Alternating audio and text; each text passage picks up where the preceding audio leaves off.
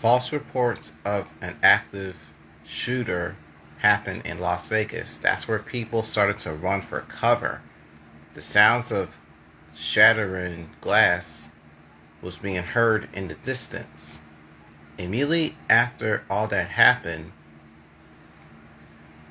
the police have not made any arrests to this very day. Newly released video starts to shed light on the Uvalde school shooting. That report emphasizes the lack of clear law enforcement command and series of failures. As CBS News correspondent Amy Colley reports, it's definitely going to be dealt with sooner rather than later. Go ahead, Amy. A report from a Texas House investigation describes the law enforcement response to the Uvalde school shooting. It also faults the school system, shooter's family, and social media platforms. Families were given access before its release. Everybody's throwing everybody under the bus.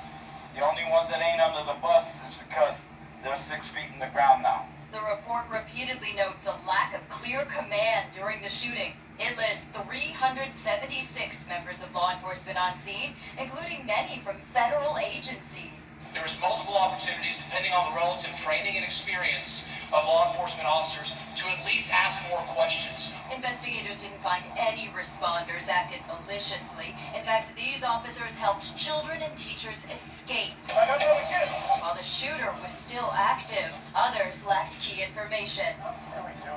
If somebody knew there were victims in there being killed or dying and did not do more, I believe those agencies will have to find accountability for those officers. The report gives families more answers, but little comfort.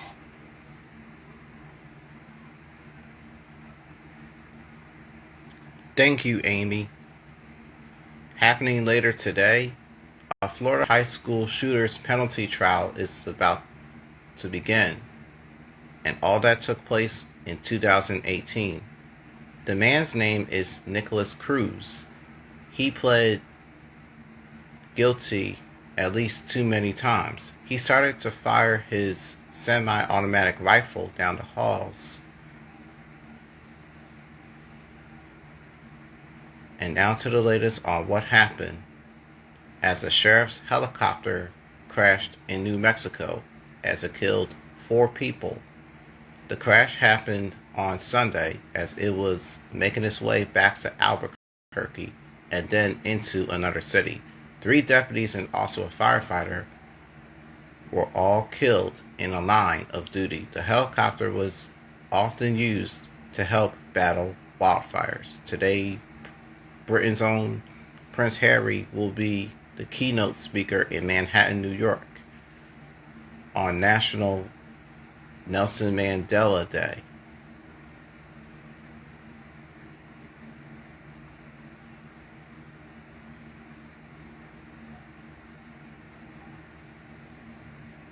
Prince Harry's mother, Diana, met Nelson Mandela before her death collapsed in nearly 5 months. CBS 3 was there as people used water guns and everything else that they could find to tackle down the extreme heat.